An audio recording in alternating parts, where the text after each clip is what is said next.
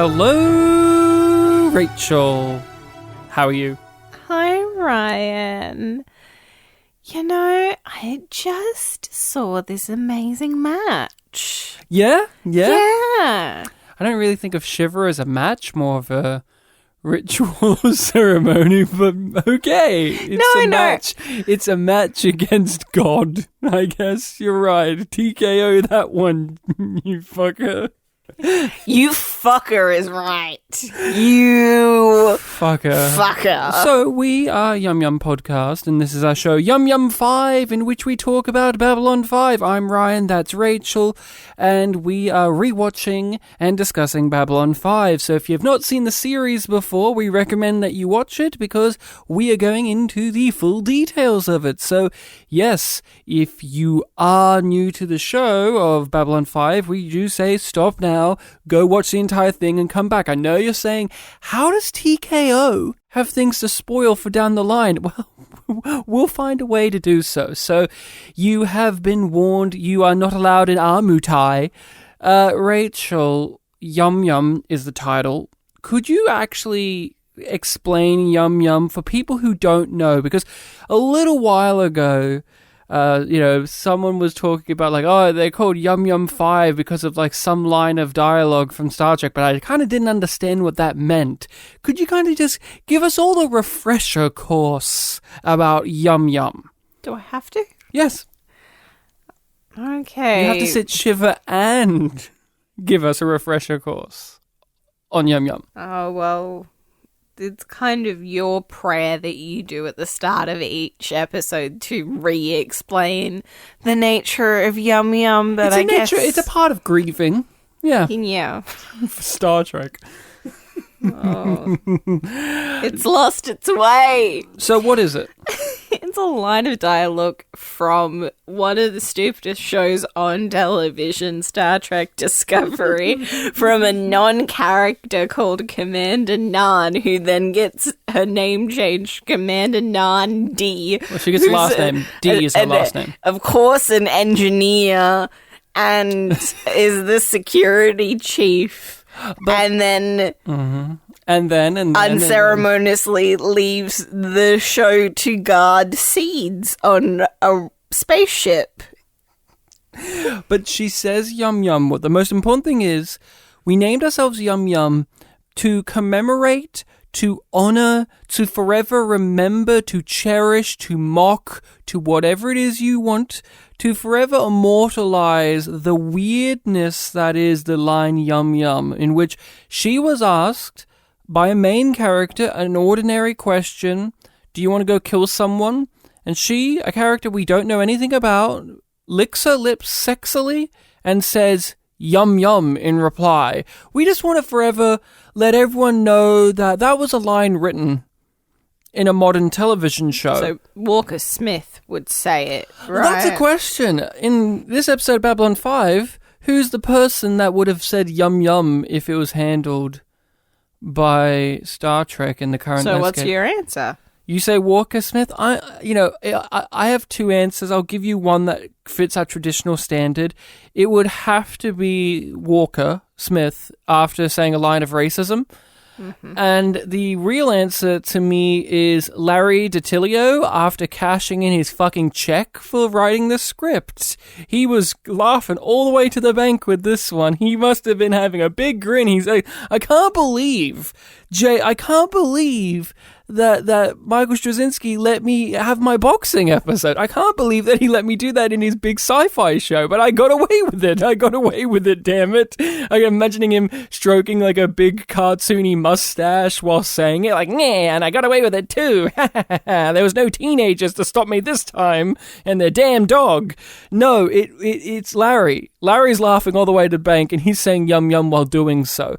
But we're getting hyperbolic, we're getting turned on because we are talking about Babylon 5's episode called TKO, which is an infamous episode. But before we get into its infamy, let's get into its description, Rachel. Which is infamous too. Yes. So, give us what the DVDs describe this episode as. So according to the DVDs, this is as such. No rounds, no rules, no gloves. To these decrees, alien followers of the brutal fighting art of Muay Thai add another. No humans! But a determined boxer from Earth, Greg McKinney, aims to knock that edict flat. Plus, a rabbi, Theodore Bickel. We had to look this up just to make sure. Plus, a rabbi, Theodore Bickel, guides Ivanova in a long overdue ritual of Shiva. Now, that description is the episode. Yeah. In terms of how crazy it is, where you get pitched, this is going to be a boxing story or fighting story about a character that's never been on the show and never will be here again. They do threaten with a sequel. They never matter, and it's out of nowhere, and it connects to nothing relating to the show. And then, but it's some action. And then there's a B plot in which a main character is involved, and it relates nothing to the A plot. That description, as bizarre as it sounds, captures how bizarre it is seeing these two plots next to each other in the same episode. It is completely bonkers. They start off together. Yeah. They do that where they start off together and then they leave at the same time too. Not together, but they leave at the same time, these two plots. But represented by the two characters arriving on Babylon 5. Well, it was a pleasure traveling with you, Mr. Smith. It's not every day you meet a man with such an interesting calling. Same here, Rabbi. Take care. Shalom. Tell us what you can remember about what it was like seeing TKO for the first time. You've told us in the past you've had some up and down moments when you were watching B5 that first time. Those moments where you're like, is this going to be the show? But here we are, we're midway through season 1 where you kind of know what the show is. How was it? I did not enjoy this episode, but what saved it for me was how much you hated watching it with me. That brought a lot to the experience. Because I was shit-talking it. Yeah, you were a bit more reserved and just silently judging it on this viewing. That's the main thing that I remember. I remember, like, the few episodes before you were like, oh, we're on the disc with TKO. Yeah, right after, like, Signs and Portents. We had TKO. Fuck me. But you didn't like it. No. I liked the Shiva part, and I did not like Walker Smith. I did not like the way that Garibaldi is shoved in this episode. It's like, well, we want to do this thing. And we need a character to be in it. We need a character that we know, because otherwise nobody's going to want this. And who's scrappy enough to be in this plot? Nobody wants this anyway, but yet here it is. Okay. Before I get into my history and the legacy of it too, real question. Who else could have had that plot in the main cast of characters other than Garibaldi? Like, there's no reason he should be in the plot either, but like, no. The understanding is, because he's a down on his out, scrappy kind of guy, of course he knew a boxer from the past. Like, who else? He's the most logical choice. Maybe Londo. But it's like, well, he's an ambassador. But then I also go, but Michael Garibaldi's the security chief, and he seems to have a lot of free time in this episode. A lot of free time. And yet the episode emphasizes how much of a pain in the ass it is to get time off. Well, he for seems high-ranking members of the staff. Just like doing his patrol. Nah, he's getting rid of those damn slappers. My, slappers. With a med lab seal yet. And I bet you two beauties are a couple of brain surgeons, huh? My history is, I've watched this episode, of course. Grew up watching the first season many a times. Saw this episode every time. I am not a person who skips episodes willingly. I always watch episodes, including TKO. And my reaction to TKO was very visceral. I've never liked TKO. It is not one that I think is worth anyone's time, except for the B-plot. But that B-plot angers me in a way that we'll talk about when we get there. But I think that this episode is almost entirely worthless. If it wasn't for the Ivanova side of it, this episode would be the worst of the season. Thankfully, it does have that Ivanova side, and so it survives being the worst of the season for me. It is not one to survive that legacy for other people. I hate the Garibaldi side of the story, but I don't hate it as much as the full Garibaldi story we got a couple of episodes ago with Survivors. It's the old argument. Which are the episodes that are worse to you? Ones that leave you bored and numb inside and they're forgettable? Or episodes like TKO, in which they completely don't belong here. They're baffling, they anger you. It's the age-old debate that we have on this podcast. And I have always thought, like, what is this? It's always fascinated me, TKO. I'll give it that. Like, I look at it and I go, what are you trying to do with this episode? Because even the bad episodes like Survivors or the next one, Grail, I understand what they were trying to do narratively.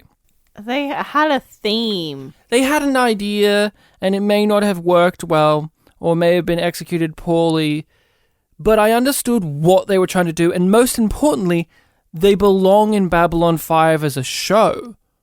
They tie back to ideas or genre things in the show. This one doesn't, except for the Ivanova side. The Garibaldi side, none of it fucking belongs in this show. It could be in any show.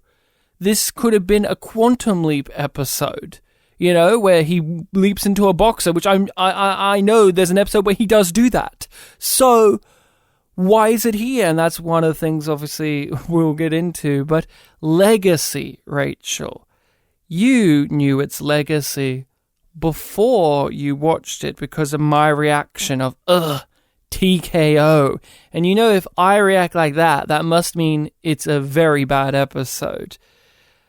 You're aware of its legacy. This is often heralded as one of, if not the worst episodes of Babylon 5. Yeah. How do you feel about that statement?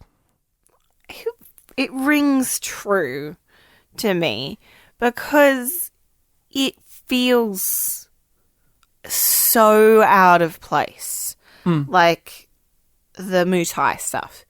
And the Shiva stuff also feels out of place because it's contrasted with the Mutai. Yeah, and they don't connect. No, and it's just like, are they trying to say something here and they've just missed the mark? Or have they just had nothing and they've cut it together like a normal episode would be cut together, which would have those links, which just ends up making you more confused, but you also don't want to give any energy to thinking about it because it's just like, it doesn't feel like they gave a shit about making it a good episode as a whole.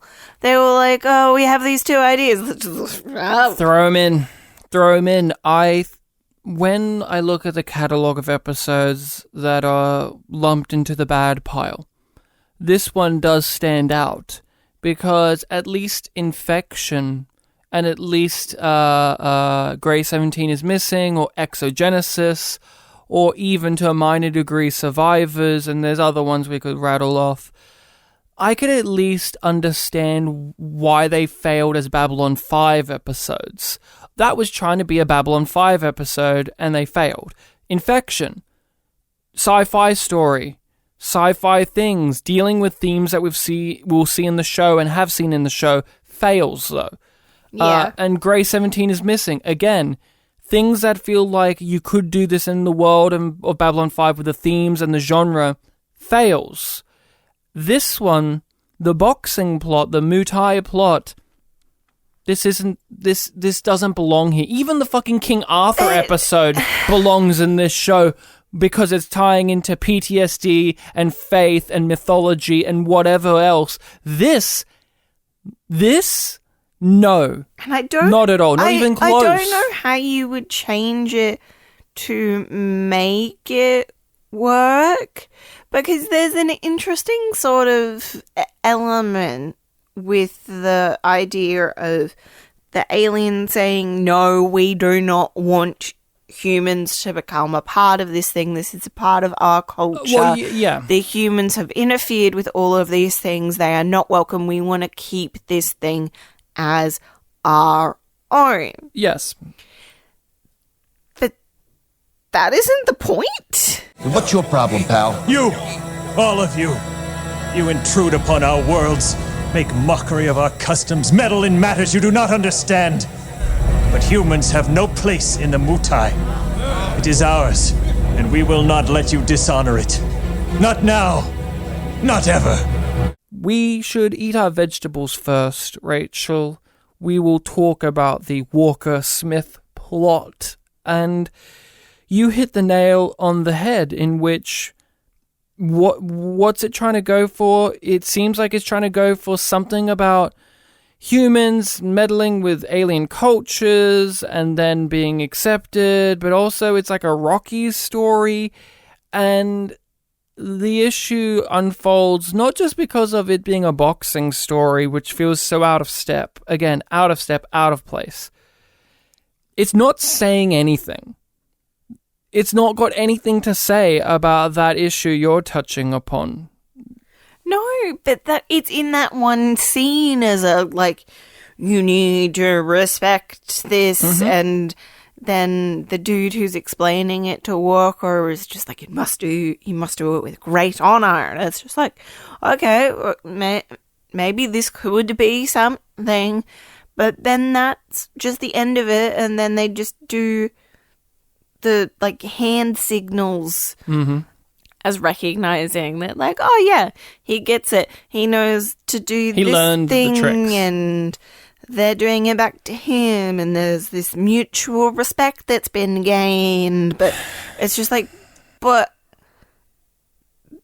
is that enough? Well, most of the things that he learns about the culture we don't get to see, thus we don't get to learn about the culture either until he demonstrates that he's familiar with it. But by then, we don't understand it still, and we don't care. All we know is they will punch each other, and he'll most likely win, or at least survive, because the episode tonally is leaning towards that from the beginning with him. With the alien culture thing, it has to actually spend time on it. It actually, If it wanted to do that. Yeah, if it actually is interested in doing that, it should actually spend time dealing with it, because you're actually giving it not enough credit in terms of throughout the entire story they're weaving through this issue that is present that the aliens bring up of this outsider coming into their culture and co-opting it for selfish means, not just because he's an outsider either. The episode also, through that, shows us how Walker Smith is a racist. He's often using derogatory phrases against these aliens with absolute casual disregard for them. And if the episode actually wanted to spend time on that and show us a character learning about a different culture and becoming a part of it and accepting it and getting over their own prejudice and their own self-interest, that would be great. It could be good. It would be something. Would it belong in this show? I don't think so. Not this boxing story. But they don't even spend time on it. There's no point in the episode in which I go, oh, Walker Smith has learned the error of his bigotry. I don't even think the episode recognizes he had a bigotry. No, I don't think it does. I don't think it grapples with that. Why? Why doesn't it grapple with it? What's it doing in the A-plot? We're talking about, like, how it's not doing things. What is it focusing on? I don't fucking know. I don't know what the thematic statement of this storyline is. Well, what's it spending screen time on? What's actually physically happening if they're not doing these things that sound like would make a story happen? What are they doing with the time? They're leading up to the match. Like, it's like, I want to fight, or you can't fight, but I want to fight. I challenge him to a fight. You're going to have a fight in 3 days. has fight, leaves Babylon 5. Oh, and it's like that, isn't it? We don't learn anything about Walker Smith as a character. Like, okay, we just watched the episode. Oh. He went to a titty bar with Garibaldi. Well, I'm assuming that it's a titty bar because the waitresses had 3 tits. Yeah. And I don't know why. I just imagined that they were topless. I take it back. We do learn a few things about Walker Smith. What we learn primarily is he's the best. He's the best. That Garibaldi's ever seen. He's the best I've ever seen. It's like Star Trek Discovery, where a character just on screen says out loud that this character's great over and over and over again, and we're supposed to buy that as them being a great character rather than them demonstrating any characteristics that are genuine or noble or good, or at least one's worth wanting to watch for 45 minutes. We just watched the episode. Could you tell me what happened to him backstory-wise? Like, what were the details? Could you actually tell me the details? Not just he got squared out of a thing, but like, could you actually tell me any intricate details about it? I feel like anything I say, you're going to be like, yeah, but then what?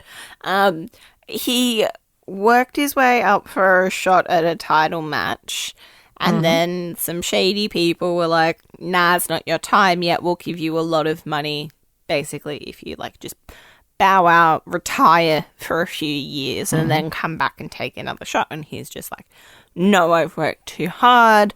And he was really rude to them. So then they doctored his blood test results to make it look like he was doing amphetamines, which he was not.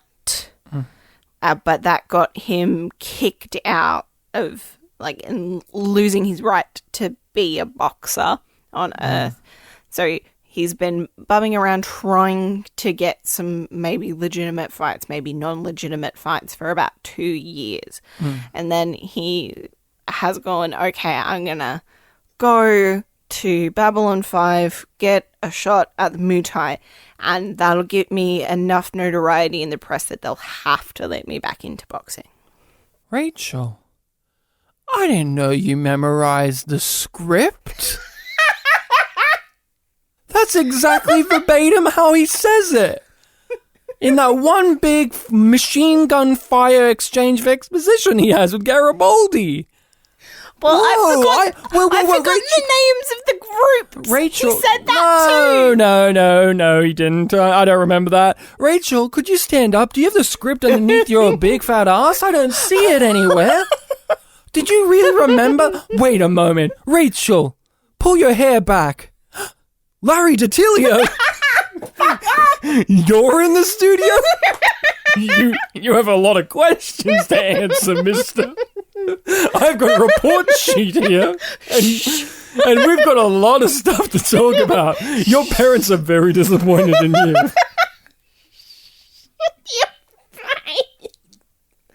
You let me go on for that whole time just for you to make that one fucking joke, didn't you? No, I thought about it halfway through because I was like, this is as enthralling as watching the episode display this. I did a better job. No, but you just saying the facts is how the episode displays it. They don't tell a story. They just display facts. Here is exposition. You don't feel anything. You don't care about Walker Smith. You don't buy that him and Garibaldi were ever friends, let alone know each other. And you don't buy that Garibaldi would even engage in this plot. And if you don't buy that he's engaging in this plot, why are we engaging in this plot? We don't. We don't.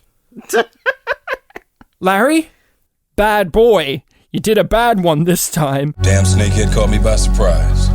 That snakehead is over 90 years old and fought in over 1,000 Muay Thai. You knew who he was all the time? Hey, look, you want to get your head handed to you, and I think it's a lousy idea, so sue me. But I had nothing to do with what went down with the Muay Thai dough. You did that all by yourself. How do you feel about this statement? I feel that the episode itself with this story accidentally is racist. Because the way they display the Muay Thai feels like such a Westerner's viewpoint on martial arts. This is the uncivilized, brutal form of something that we have a dignified version of. It's like the Dances with Wolves kind of thing of like once the noble American man becomes a part of this culture and tames it and understands it, then it is actually true and noble. Like those damn Mutarians or whatever they call themselves, they wouldn't let humans in. How dare they? And I don't know, it's very odd to me that in this show they have, like, the head of the Muay Do guy, they have, like, that, I can't remember the actor's name, but they got that actor who's, like, always the old sensei guy. And I don't know, it's just very weird to me how the episode, like, feels like it's racially coding these aliens. Yeah. In such a specific way, while in most of the other alien cultures we've seen, they don't feel as specifically coded. Like, Londo, the Centauri, are obviously emulating off of multiple colonialist cultures. The Roman Empire, the French, even some Asian cultures in there too. And the Narn, they feel like they're, like, very hard to pin down as just one specific group in real life. But these guys here, with that actor there doing the voice that he does in everything he does, in which it's almost a caricature type voice of him going like, Mutado! It feels insensitive on its own right. It's bad. But am I reaching there? What do you think? No, it's uncomfortable. And it feels like it's coming from a place of ignorance, not a place of malice. Yeah, it feels like somebody who's into boxing really likes kung fu movies, and they're like, wouldn't it be cool if we did both of them? And it's like, you need a little bit more depth here, man. You need to do something more, because also, are the people who organize the Muay Thai, do they ever come across as with any form of compassion from the writer? No, not really. Like, we are always on the side of Walker Smith, and it's just like, his path is the path to glory, and we should be supportive of him, because Garibaldi's understanding, even when he's not supportive of Walker Smith. Yeah, there's no layers or dynamics or different points of view in this story. They present them, but they don't actually follow through on them. They have that random alien guy who looks like a Drazi with skin disease, but it's not a Drazi. He's there to be the fanatical guy, to be like, you're not allowed. And you're like, you don't take him seriously because he's just a cartoonish straw man, heretic villain. And then the actual head of the Muay Thai, he doesn't really get a point of view to bestow. He just says, you're not allowed.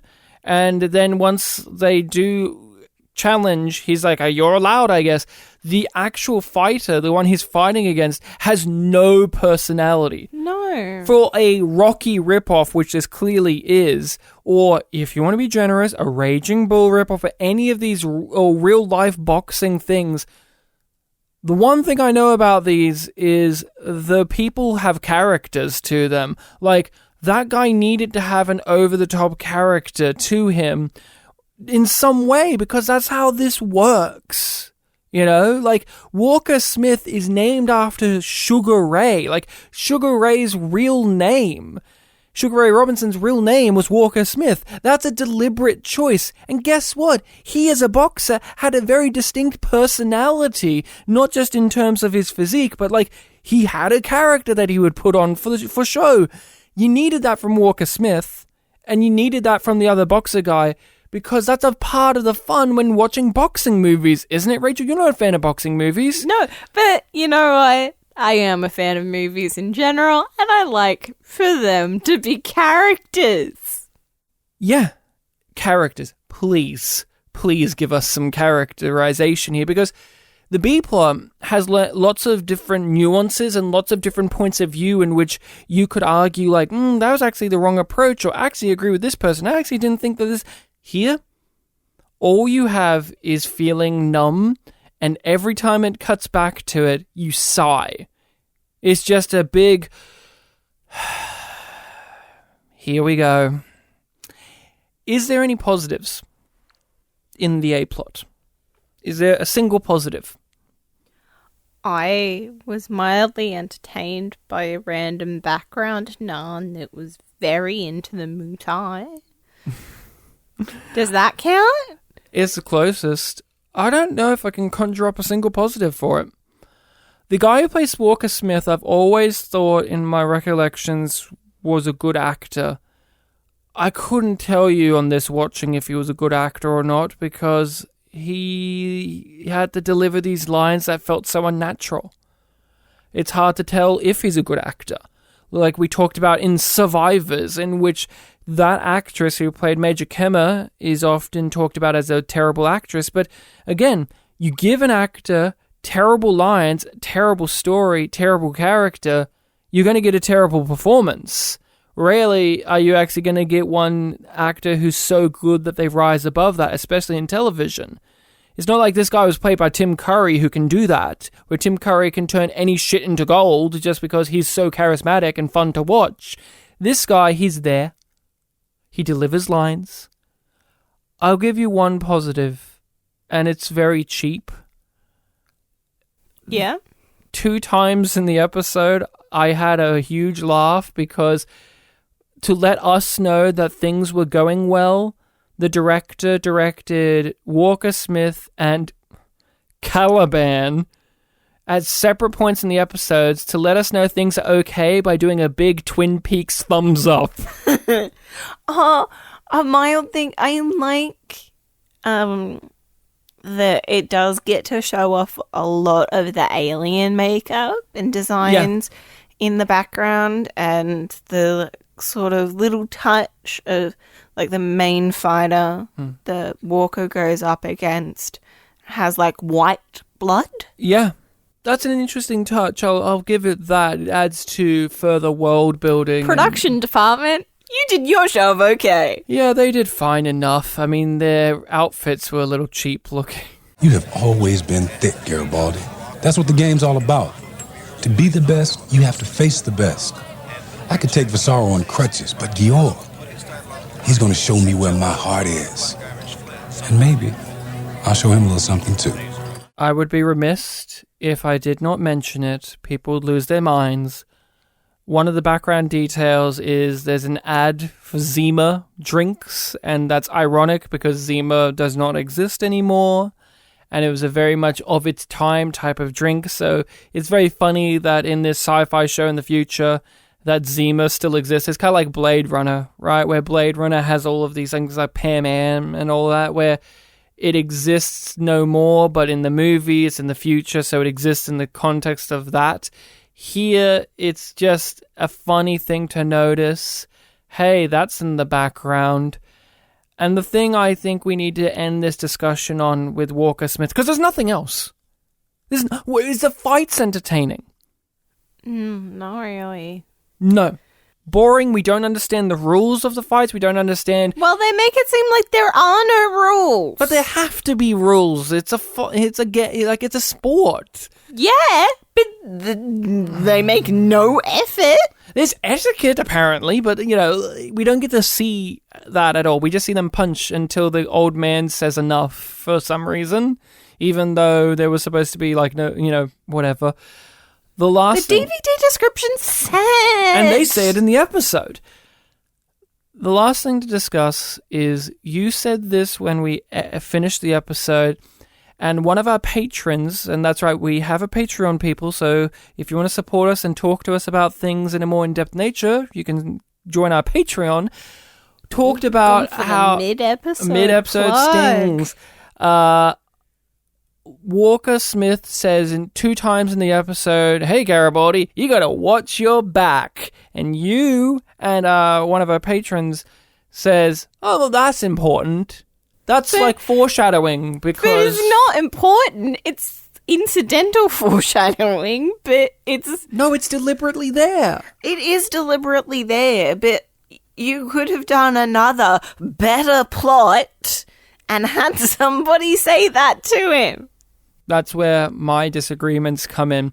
I think even on that level, this is very piss poor, weak writing of a setup to a payoff, because him or anyone just saying, "Hey Michael, watch your back," doesn't really satisfy you when at the end of the season he gets shot in the back by his right-hand man because, well, he didn't need to look at his back there because he was trusting his right-hand man. It's not, it's one of these things where it's just such a stretch to make the writing seem smarter than it actually is.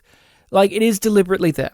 But what do you classify as good use of foreshadowing? Because we often talk about, like, foreshadowing exists and we point at it and we say, hey, isn't that nice? Here, though, this is one of the times in which I'm pointing at it and I'm saying it's not good. What makes foreshadowing good and bad? It doesn't stick out like a sore thumb. Oh. Like it does here, where it's just like in your face. Is it really that in your face? When you know what happens to Garibaldi, it's just like, oh, that is clearly there to be a reference to this thing. And then they do it twice. To really hammer it in. And like you said, it doesn't even really work contextually. It's weird because to me it's never stuck out because I never even thought about it as foreshadowing until people on the internet who want to defend TKO and defend this story by saying, well, it does matter because Walker Smith says, watch your back, and Garibaldi gets shot in the back at the end. You see, it's not clever. That's the thing. It's not clever. It doesn't feel natural. The guy says it, and I don't believe that that's an aspect of Garibaldi's character that was a massive character flaw of, like, him not literally watching his back. And people go, well, see, his character figuratively doesn't watch his back either. What do you mean? When in this show has he exhibited that behavior enough to make it a character flaw and dramatic irony by the end of the season? Like, Garibaldi is a supremely suspicious man who's often, like, watching over his shoulder. And so, and we could argue, am I wrong there? I'm willing to admit that you could bring up points about, like, his dark past and this, but a random character just saying, watch your back, isn't clever foreshadowing of a guy getting shot in the back. It's very literal, too. Yeah. It's not the same kind of foreshadowing stuff as when Delenn does things in this show, and then 4 seasons later we find out she committed war crimes, right? Like, that's like, oh, okay, that was, like, nicely and quietly done. Here, it's also coming from embedded into the episode, as well as giving it a nice little nod. Yeah. Like, we appreciate it when it's like a nice little nod, not a bright light, like, hey, look at this. Aren't we smart? Well, it's not even pretending that it's that smart. It's just like it exists in the thing. It's very hard for me to determine what makes good and bad foreshadowing in way of expressing it through words because I just feel it when I watch it, right? I go, that's shit. Yeah, that's just poorly handled, down and to it's the hard context. It's hard to break it down because for some people this is enough, and like this is just another thread in the massive tapestry of genius that is Babylon 5. I like Babylon 5, of course I do, but not all of it is quality, and this is not quality foreshadowing to me at all. It is completely worthless, and it never factors into my rewatch of Babylon 5 when Garibaldi gets shot. I never get that reaction from this line. What I react to more is a few episodes ago when his right-hand man was just introduced casually as just a random security guy that walks around on the station. That garners more of a response from me emotionally and intellectually than this does about the incident with Garibaldi. And it has to relate to character with this stuff too, because if we're going to talk about like lines of dialogue that get thrown away that hearken to a flaw or a trait about our main character that's having this line said to them or about them. You need it to actually feel like it's relating to that character more so than this. And this is a perfect segue into the Ivanova subplot, which is weird that it's a subplot, when her rabbi has a line that I think is far stronger as an example of not just foreshadowing, but a line that will be an echoing and damning statement about Ivanova, which is, he says to her that you cannot keep running away from your own heart, not even in space. And that line carries much more weight overall in the show, especially later when Ivanova loses people like Talia and like Marcus, and she internalizes and she tries to run away from it, and it just keeps failing and keeps being horrible for her. That is a better example of this than Walker Smith just saying, "Watch your back, Michael," and then he leaves. Then the tragedy is greater than I thought. Without forgiveness, you cannot mourn, and without mourning, you can never let go of the pain. I have to go on duty. You cannot run away from your own heart, Susan. Not even in space. Why isn't this the A-plot? That's my biggest anger with it being in the story, is this is so clearly crying out to be the main story. I don't think the network would have allowed it. You think? Yeah, at this stage in production, I just don't think that contextually the network would have allowed for a whole episode to be about Shiva. So I think that they wouldn't have even really entertained the thought, even though story-wise, that would have been so good. Yeah, they had a whole episode that was about religious ceremonies. Yeah, but that had action and more sci-fi stuff. So you think it's a network constraint, not a writer mislapse?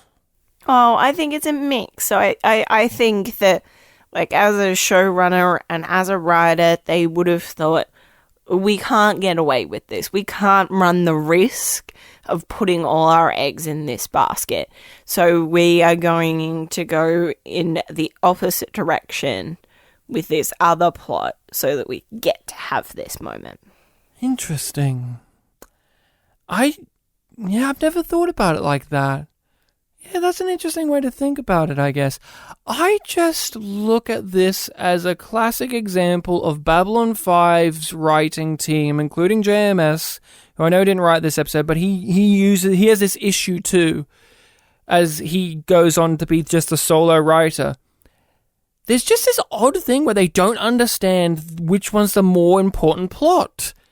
It's just a blind spot in this entire show. There are so many episodes, even good episodes, in which they've got the plots the wrong way around in terms of emphasis. And here, I think they could have done it, but I think they didn't realize that they could have done it. I think they didn't look at it hard enough and think there's actually a lot we could do here. This, we talk about how Garibaldi got the short end of the stick in terms of a big character-centric episode with Survivors. Yeah. Ivanova's the one that gets the short end of the stick realistically, because we've had moments of deep character stuff with her, but they've always been the B-plot. Yeah. She gets sidelined. Here, this should have been her episode. 100% her episode. Garibaldi should have factored into this story as maybe the Sinclair role, because who was the one that was engaged in her father's dying plot in that episode back in early in season 1? It was Garibaldi. Yeah. And yet he is suspiciously absent from this plot. Yeah, he's busy. He's busy fucking helping some guy punch an alien in the face. It's so bizarre when you think of it in the grander context of what we've seen. It's like, well, why isn't Garibaldi involved in this? He was involved in it to begin with. And I just personally think that they didn't realize that they could actually just have an episode about Ivanova grieving for 45 minutes. Yeah. I just think they didn't even think about it being a possibility. They always thought about it as this could be a thing we cut away to. Yeah. Yeah. Just like they did with her dying father the first time round. Just like they do with a lot of Ivanova in the season thus far. This is the one where this should have been her version of And the Sky Full of Stars. Yeah. This should have been her version of Believers, or her version of Survivors, or her version of Born to the Purple. This should have been her big character episode.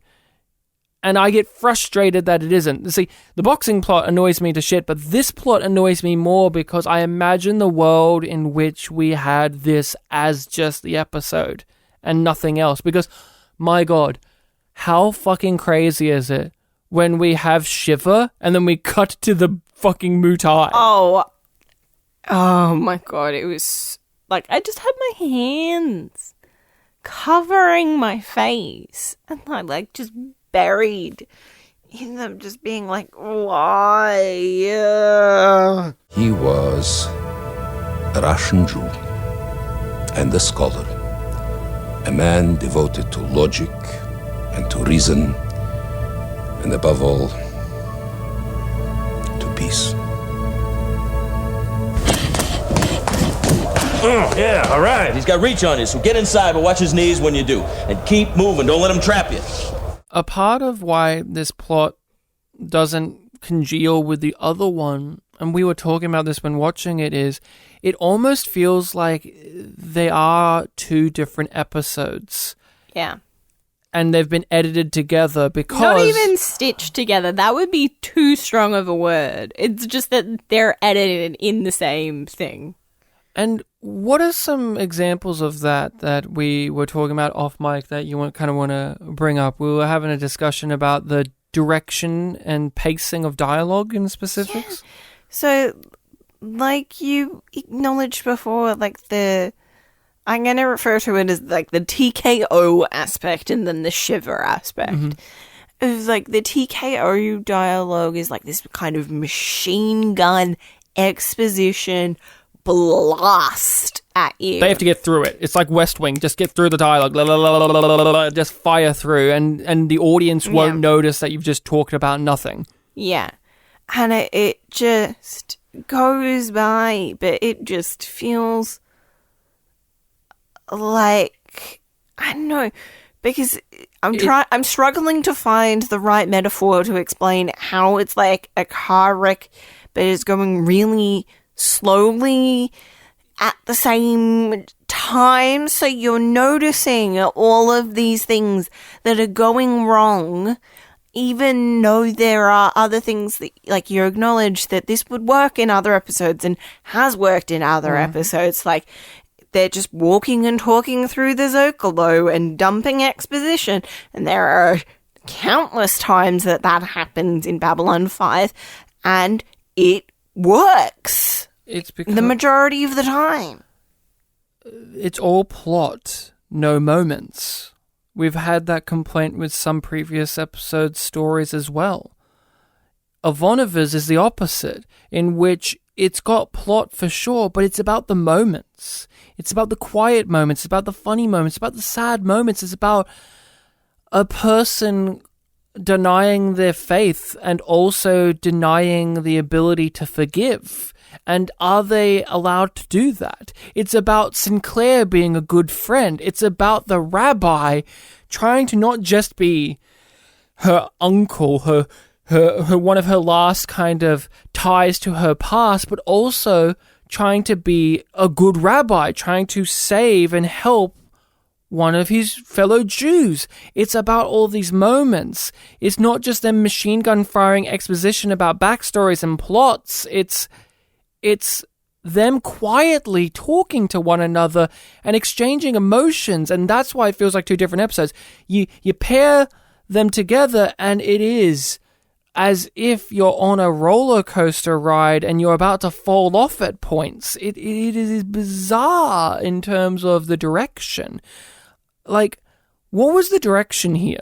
Where they recognized that the Ivanova plot should be taken more seriously and somber, And then the Walker-Smith plot needs to just be fired through because it's just nonsense. What's this? Specialty of the house. Zune burgers, Jovian tubers, and a miner's draft of Traxian ale. You drench it in ketchup and you'll swear you're back in that place on Cestus. Where the waitresses all had 3. There you. That's the joint. You always were a classy guy. To give the positives of the Ivanova story, it's consistent with her character. That is the big thing.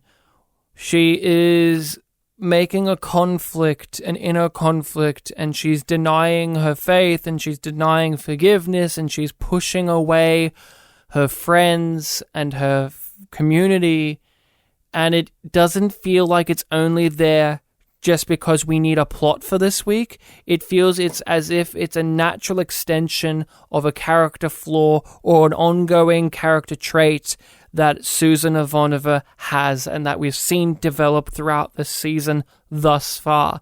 It doesn't feel disingenuous like Garibaldi teaming up with Walker-Smith does. Her absolutely snapping at the rabbi for having talked to Sinclair feels genuine. It's like, of course she would do that. Of course she would react like that. And then the apology, equally so. And her change of heart. Yeah, it doesn't feel like this was done to ratchet up tension and to elongate the plot. It's like, no, that really feels like what the Ivanova we know at this stage would do. And that's what makes it a successful character study, is we're spending time with a character that we know to be pretty well defined, and the show, along with the rabbi and Sinclair, is opening up this character and examining the parts moving around inside and trying to figure out how it all works. That is what we're getting. We're getting an interiority on a character who's very guarded. Yeah.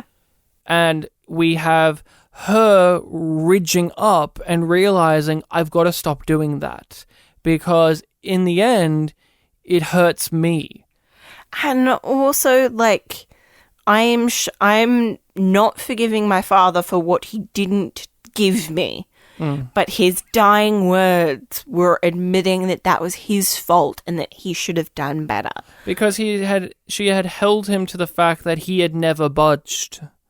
That was a large part of the hatred or the disdain between her and her father, was this fact, like, he never made the time. He was never there. He never opened up. He did at the end, and that was enough for her to actually turn around and realize, actually, I should do this. And there's also this sense of, I don't want to be like that anymore. I don't want to end up like how my father was. I want to be able to enjoy those deeper connections in a way that I didn't get from that relationship.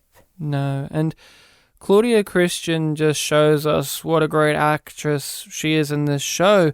She has to cry and tell stories and make us believe in these stories about a character we never really got to know or meet, and make us care. Obviously, the writing and direction is a part of that, but if Claudia Christian didn't bring it for this episode... Oh, she carries it. She carries the episode on her shoulders, as does a spotlight actor that we'll talk about later in the episode, but, like, she is the person we're here for.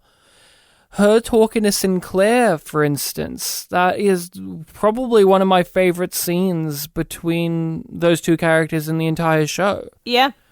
How do you feel about that situation in general? That's like a part of the crux, is she is grieving in the way that she can grieve, and external factors, her friend and commander and her uncle/rabbi, are coming in saying, you need to stop doing it that way and grieve like this. And she bucks against that. She says, like, the way that I choose to grieve is up to me. Like, and that is for me to decide. Like, that's my choice. And you don't get a say in that. How do you feel about how the episode broaches that subject and talks about it and deals with it? I really like the way that Sinclair demonstrates his friendship. because he acknowledges her feelings. Yes. He doesn't say, that's wrong, that's right. He's just like, yeah, you are feeling that way. But you do really need to think about this. And the way that he phrases it, I love that delivery that he has as well. The smoothness with which it comes out of like, you really need to figure out what you're actually feeling. Yeah, before you choose and set it in stone forever. And that plays on her. Yeah. It's not in the moment, but you know that that's part of why it bubbles up. But my feelings are my own. And how I display them or not is my choice. Now, if I may return to my duty. Susan, before you make that choice, make sure you know what it is you're really feeling. I think some people would read the episode as being unfair to Ivanova's form of grief. The fact that these two figures basically say, you're doing it wrong, do it like this, and then narratively they prove those characters to be right. That would be a very, that's a very, very bleak, very like set in like, this is how it is kind of attitude. But I've had that attitude sometimes. Sometimes I look at it and go, look, she's grieving the way that Ivanova does. And is it really fair for you guys to come in and say that's unhealthy? And I think the episode touches upon that. And I think it's okay that our two characters that are coming in are doing it wrong at some points and overstepping their bounds, because that's just how people are, and that's true to those two characters. People don't always get it right. Yeah, and there's concern. They're both concerned for Ivanova. Yeah. And that's what's important. The rabbi, he's a character we've just met, yet every single action he did in this episode, how I would describe it is, that's accurate. I've just met the guy. I don't know anything about him, but everything he did in the episode felt right. Like, that felt like that's what that character would do. That's how successful the episode actually can be as well, in spite of how failing the A-plot is. The rabbi, who I don't know, I've just met the guy, he's doing things like talking to Sinclair, and I'm nodding along going, of course he would do that. And of course he would react when Ivanova reacts to it the way he does, where he's just like, yes, I meddled, I'm a Jew, that's what I do, and all of that, and I care. And it's like, yeah, of course you do. Yeah. Of course you do. And I think when it comes to Sinclair, I think he does it really well. I thought he handled himself very nicely in the situation, in which I didn't feel he overstepped his bounds. I felt like he just gave his wisdom and let her do what she wanted to do. He just wanted, as a friend, to just voice his concerns. And isn't that his right to do so at some point as well? Yeah. Like, family and friends do have the ability, they should have the right to do that in situations like this, in which they're seeing to them someone in turmoil. They should at least express that they're noticing something. Yeah, like, people who look the other way do nobody favors. And I think I looked at it a bit differently of, like, I saw it as the rabbi and Sinclair acknowledge that Ivanova is grieving this way and that makes sense for her. Yeah. But both of them are like, this is not a long-term solution. Mm-hmm. You need to turn and face it. I didn't see it as them judging her for grieving that way initially and wanting to bottle it up. But that's how she saw it. Yeah, but she was on the defensive. But it wasn't an approach to that I'd really considered. Yeah, and here we are talking about layers and nuances in this story, and we're just talking primarily about just one scene at the moment. It says so much about how much the A-plot fails, that we can't do that. even for a singular scene like we are here with Ivanova's Shiva plot. I love the rabbi character. He is without a doubt in my top 10 favorite one-off characters in Babylon 5. I think about him a lot. I wish that he was in another episode. Oh yeah, it would have been great. The performance is joyous and wonderful and fully formed. He feels like a real person. The character is exuberant, but he's also solemn. He's wise, but in a different way to Sinclair. Yeah. I love the touches, the moments of amazement of having traveled through the stars and being here on the space station. It's always great when we have characters acknowledge how fantastical this whole entire thing is. So cute when he's leaving and he's like, Sinclair, you have a miracle here. Yeah, it touches my heart because a part of it as a viewer, wouldn't you agree, is you wish that you could do the thing. You wish you could go out into space and be on this space station and experience the wow and the awe factor of all of that. And it's nice that every now and then Babylon 5 as a series acknowledges that. Yeah, and it's nice because it's just like, as like an average person, that's what I would be like if I walked onto Babylon 5. Yeah. I wouldn't be like a co-worker of Ivanova working in CNC. That's just not where I imagine myself in that universe. I imagine myself walking off a transport and being like, wow. By the way, this Babylon 5 of yours, Nesgadol, a great miracle. Thank you. Another aspect I think is interesting when it comes to people debating or trying to solve or trying to help with Ivanova's grief is the rabbi. A part of his character, although he's very strongly an advocate for Ivanova herself, is he's also there to be there for the man who's died. Yeah. He's there to be like that guy's advocate as well. He was a member of the community. He was your father. He was my friend. Does he not deserve forgiveness in death even? Mm-hmm. Like, I could understand why he didn't forgive him when he was alive, but like now he's gone. Does he not deserve that form of eternal rest in a lot of ways? And I think in another episode, they would not have even broached that. I don't think they would even have engaged with that notion. But in this type of episode, in this type of show, they do. And it's a really complex thing to think about. Yeah.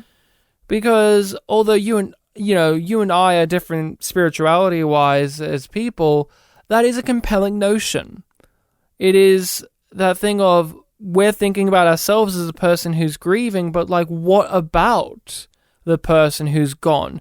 Should I be someone who actually forgives that person now that they're gone?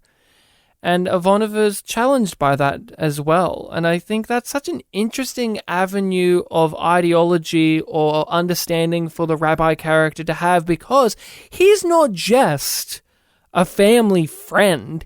He is a rabbi. He is there as a spiritual leader. He is there to help deal with the grieving process through a religious point of view. Yeah, he has a role in the community. Her community. And he stays true to that. Like, he's not just there just because he feels sorry for Ivanova, which is obviously the main drive. He wants to help her. But he wants to help her not just as a person, but as a Jew. And he also wants to help her father, who is no longer with us. And there is also something that we've sort of skipped over, which is that he arrived to deliver her legacy, like that item, assuming that she'd already sat Shiva. He was just like, yeah, I'm gonna go and like deliver this thing and check in on somebody that I really care about. Yeah. He didn't go there assuming that she would need his help as a rabbi. He went there as a family friend first and foremost, and then realized that she needed his help in both of the roles that he has in her life. I've mentioned in a previous episode that I grew up in small rural country town Australia. Until moving to the city, I never really had met any Jewish people in my life. I'd never seen a synagogue until I was in my 20s. Stuff like that, none of the understanding of the ins and outs of that faith and culture were known to me outside of small snippets of media. I grew up, as you did, Rachel, in the age in which South Park and Borat kind of really defined how to look at the Jewish culture, which is to be very mocking of it. And there's reasons for why both shows did that, but let's not beat around the bush that it did, in fact, breed a lot of anti-Semitism just in people of our age group who would just do it because it was a funny thing to say at the time. In which I know that wasn't necessarily those shows or people's intentions, but that it was a byproduct. It was a consequence. I will say this, and I've said this a lot to my sister, and my sister agrees.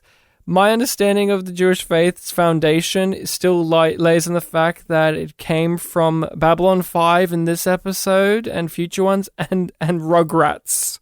Yeah, very similar for me, too. I think, I watched other media that may have referenced it, but I'm pretty sure my entire understanding of Hanukkah as a child into early adulthood was Rugrats. It was Rugrats. And that's a great thing about media.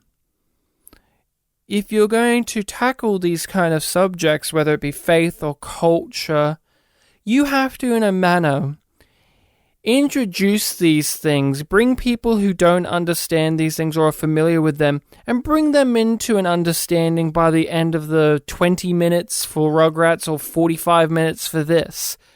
And this episode successfully does that. I didn't know what Shiva was. I walk away with an understanding of what Shiva is now. And I walk away with an understanding of the Jewish faith and how certain people hold that to their hearts. Ivanova and the rabbi, very different people, but they're both deeply Jewish. Yeah, there's something else that I want to acknowledge about the way that they do Shiva in particular, which is that it doesn't feel like it oversimplifies the idea of Shiva. It acknowledges that there's a depth that we're not getting to. And there's reasons for that in the story itself, because of Ivanova and the rabbi. He's in an area in which we don't have any family or friends. We'll get the Jewish community. You can, Sinclair can come. We have to shorten the Shiva because, it's been so long and stuff like that. You can still do that. They explain it. They make it very comprehensible for people who don't understand. But the most important thing, and I think you'll agree with this, is it's handled with dignity and grace. Respect. It's very maturely handled. Yes. So many of the conversations that Ivanova has in her Shiva, they're so mature. They're just... I'm wordless about them. The whole conversations that she has about her father and about being a Jew and her back and forth with the rabbi about faith and understanding and not wanting to sit Shiva and wanting to sit it and all of that, it never felt tokenistic. No. It doesn't. It feels like it matters and it's handled with that grace, respect, and dignity, and it's just upheld. You spoke to the commander about this? Yes. A fine man. You should not have done that. I'm a rabbi. When I see a Jew denying one of our most basic traditions, I meddle. that brings us nicely to the actor's spotlight. Does it not? Yes, it does. So do you want to explain what this portion of the show is for those who are freshly tuning in to us? So our actor's spotlight section of the show, in which we select one of the actors that has a guest spot in this specific episode to highlight them, have a look back at their careers, see what we know them for, what their noteworthy roles are, whether we've seen them or not. Share some interesting facts about them, and as you said, look at them in this episode, because just shine a light, as spotlights do. Because a part of these shows is those guest spot performances in which they come in for one episode, maybe more, and they stick with you. They have to deliver the important job of making you care about characters that aren't in our main crew of people. And of course, the actor we are having to discuss, Rachel, who is the one that we are shining the spotlight on for this one? Theodore Bickel, who plays Ivanova's loving Uncle Rabbi. His uncle in the non-family sense of it. He's just like a good family friend. And so we are talking about him. Let's go into his performance within the episode. I already kind of gave my thoughts away minorly in terms of, I do think that this is in the top 10 best guest performances that the show has. I think he is wonderful in this episode. He delivers so much to this role. He brings it to life. He feels like a real person. He feels like he has a real lived-in history with this character and with the Ivanova family. He feels like a real rabbi. He just is a genuine performance in the episode that is disingenuous and false for large swaths of it in its A-plot. He carries the episodes on his shoulders along with Claudia Christian. They really make this plot work and feel so beautifully done, as well as the writing. But these two performances, he is adorable, he's annoying, he's sweet, he's really intelligent. I love this character. I love this performance. I wish that we got to hear more about this character. I wish we got to see him again. This is a great performance. Would have been great to see him again. Yeah. So what do you think of him in the episode? And what have you thought about him in this? I think he's great. He brings such warmth to the role. And it really does make him feel like a full character. And you mentioned this before, it's just like, we just meet him, but it's like all of these decisions feel true to the character because it's fleshed out. Like, his role in the plot and the character himself is fleshed out enough that you're like, yeah, that tracks. That makes sense. That feels right. He does something that only one other actor in this show does do, which is Bill Mumy does this in the first season and a half of Babylon 5, which is take a moment to be in awe of aliens and technology and all this stuff around them. Like, it's obviously in the script too, but the performances, Bill Mumy does it with Leniev, and this guy does it with the Rabbi. They just look over their shoulders and they're like amazed by some new life form they didn't even know existed. He calls the station a miracle, which is just a very sweet moment between him and Sinclair. I always find it interesting too when you have deeply religious characters like your Lanier, like this guy, and they're encountering things that are so beyond the comprehension of those religious tomes and texts, and they still try to understand it and rationalize it and accept it. I love the conversation at the dinner in which they're talking about this Centauri fish, and he's like, is it kosher? And they're like, oh, I don't know. And he's like, oh, I didn't hear about it in the Torah, so I'm gonna take a gamble on this one. It is cute.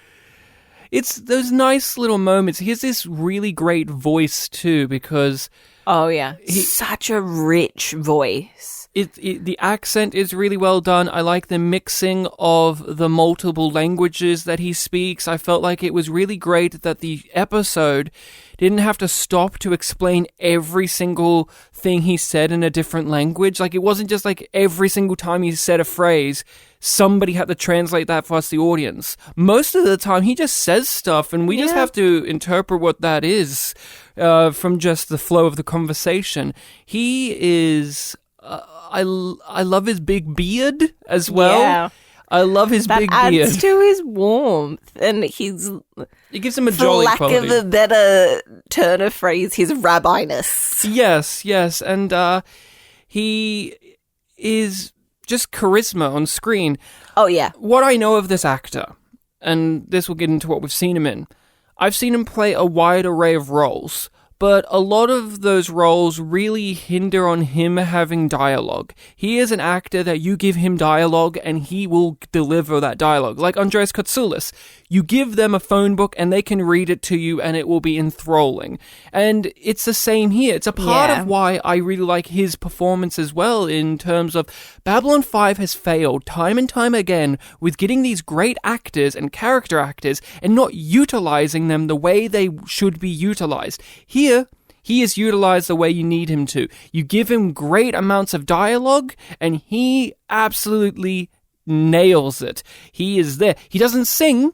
This guy's known for singing as well, but he doesn't do that. But he delivers on being able to churn through all of this dialogue with ease, unlike the A-plot, in which they have to fire through that dialogue real quick because it's nonsense. Here, he really takes his time and really knows how to do the pauses and the emphasis and the little shakes of the head and the glances.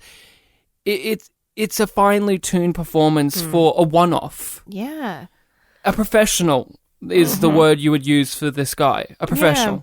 And we keep on going back to it, but the depth that he gives the character through all of those little nuances that really make it feel like it comes alive. Before he died, he entrusted me with a legacy. Your legacy. I was going to give it to you after his funeral, but you weren't there. The station was in a crisis at the time. I couldn't get away. Of course, you're a military officer in an important position. Duty must come first.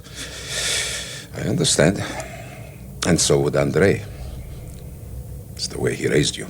We know him from a multitude of things. He's had a giant career on stage, screen, music. It's ludicrous how prolific this guy was. 155 credits. On just IMDb. On IMDb.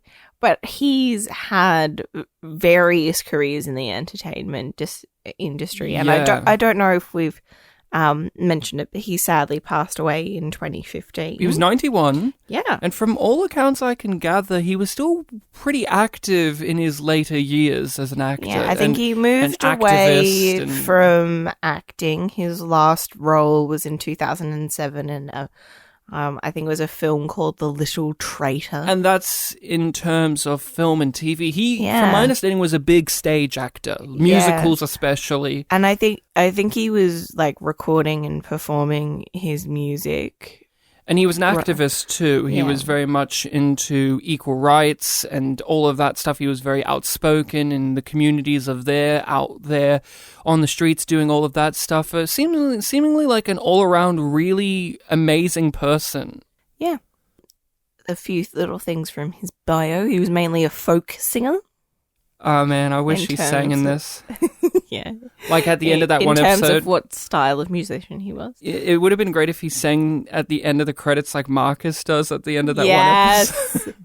Oh. Because I read he had a song specifically written for him in mind for, what was it, Sound of Music or something like that? Like one of those musicals. He originated the Broadway version of Captain Von Trapp in The Sound of Music. So he was the first person to perform that role on Broadway. Yeah, I'm pretty sure I read a piece of trivia that is it Roger Hammerstein or whichever one it is that wrote that? It would make sense that if they had him in mind, or if they knew that he was going to originate the part, that it would be adjusted. We need to give him a song that this guy can sing really well, and that's the point. Yeah. He played a lot of Germans in his career. Germans and Russians, it seems.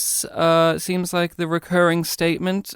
Because he did like multiple accents. He was like a real dialect guy. Like every time I've seen him, he's had a very different voice every time I've seen him. I would say that I think the word is polyglot. He knew upwards of 6 languages and like seemed to be able to adapt his accent to suit a lot of the languages that he knew, but like speaking with their accent in English. And he's been in a multitude of classics. He was in The African Queen, for fuck's sake, one of the greatest films ever made. He was in My Fair Lady. The Defiant Ones. The Enemy Below. He has played a lot of villains, surprisingly, which is interesting because to get into my history with him as an actor, it's Star Trek. He was Worf's adopted Russian father in that. And when I grew up, I would watch that episode of Family from TNG and this. Very similar ideas in both. Yeah. And he's playing basically the same character in both, but his performance is uniquely different still. Yeah. Like, he's still got the same voice. He's still got the same kind of warmth and nagging quality and inquisitive quality, but he still does deliver a different type of nuance to both. But when I think of him, I do think of like this warm person that is unappreciated by others around them. Like, I love Family as an episode of TNG, but I always get upset how Worf treats his adopted parents. I'm like, these guys are the real heroes of TNG to me. They're like the best people that we ever meet in TNG. We knew it wouldn't be easy for him, growing up without other Klingons to turn to for guidance. We had to let him discover and explore his heritage by himself. Let him find his own path. So many parents could learn so much from the two of you. Oh, we mentioned that we wish that he came back as this character, but he does come back in Babylon 5. In the beginning, it's Lennon. Yeah, I can't remember him in that, honest. I've only watched In the Beginning a few times, so maybe if we do rewatch them, talk about on the podcast, we can highlight him and be like, oh, look at him in here. What's he doing here? He started his career fairly early. His first credit was when he was 23, because that was in 1947 and he was born in 1924. A few fun other credits. He was in The Twilight Zone for an episode. Of course. Everyone's in The Twilight Zone. Yeah. He was in some Murder, She Wrote, but none written by JMS. I double-checked. Yes. He was in an episode of Columbo. We got to talk about that. He's so good at that. He is probably the biggest piece of shit villain in Columbo, like in the best ways, because in that episode, do you want to talk about that episode? Do you remember what he was in that episode? Like, he was the killer, obviously. Yeah. In Columbo, he's the killer. No, I'll let you take it. His whole thing was, in a way, he was kind of himself in terms of, he was a member of Mensa, like he was a really intelligent guy, which this guy was in real life too. And his whole thing was he had this elaborate murder where he killed a guy and he used a record and a book thumping to make it sound like the guy got shot and killed in a delay in which he could have an alibi downstairs. Yep. And it's one of the greatest Columbo episodes because it's Columbo versus a super genius. Yes, and it's so great because good. Columbo is a genius. And that's one of the few episodes in which someone openly acknowledges that Columbo, you are probably a mega genius. And he's just like, oh, no, I'm just a humble cop. I'm just a guy. And then the other credit that I wanted to mention, just purely because the title of this show amused me. Climax.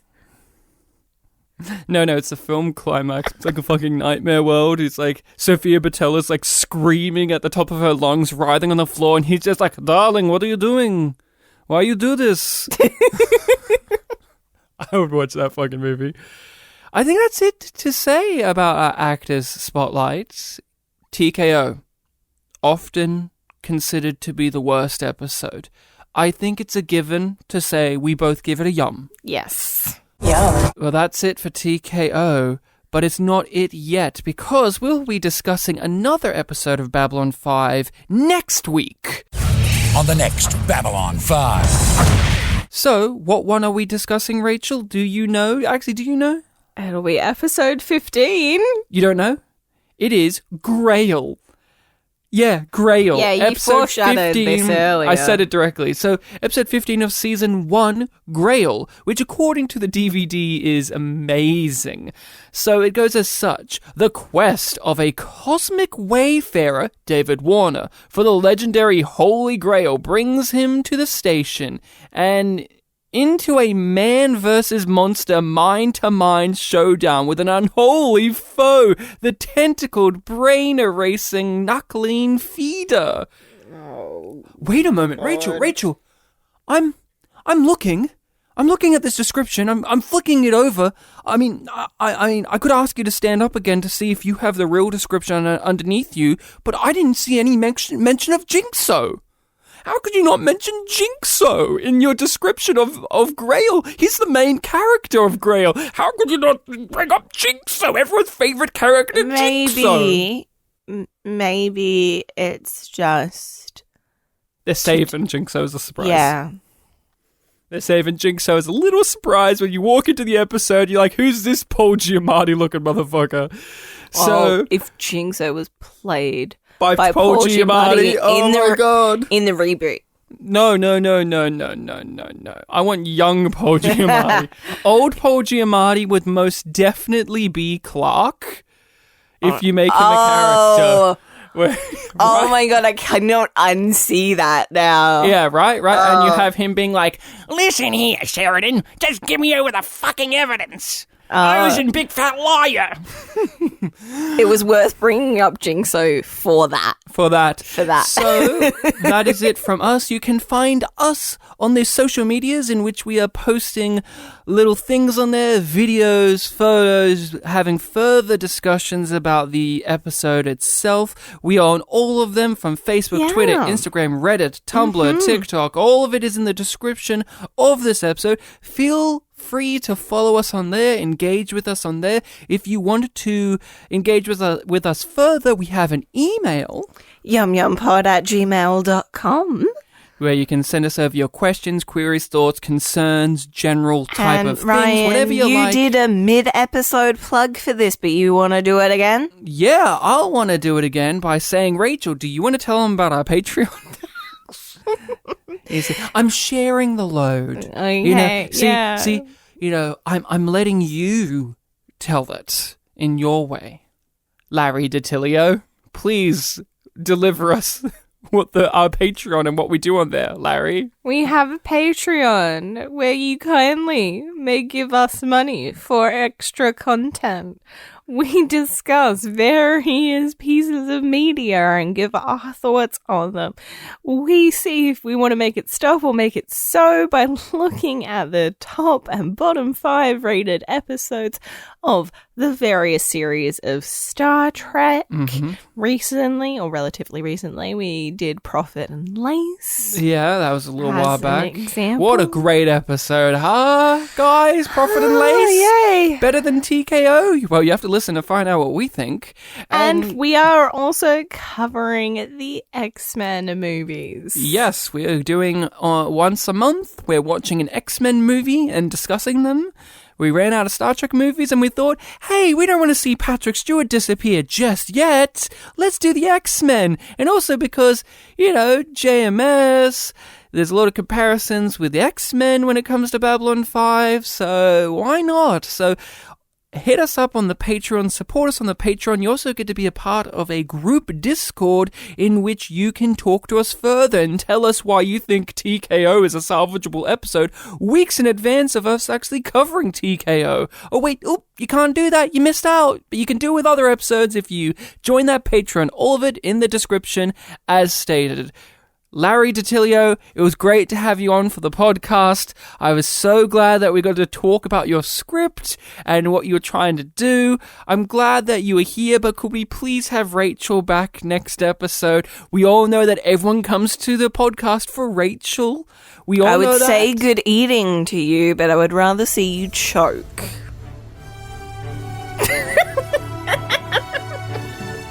No, please don't end it there. Please don't. No, Ryan, don't.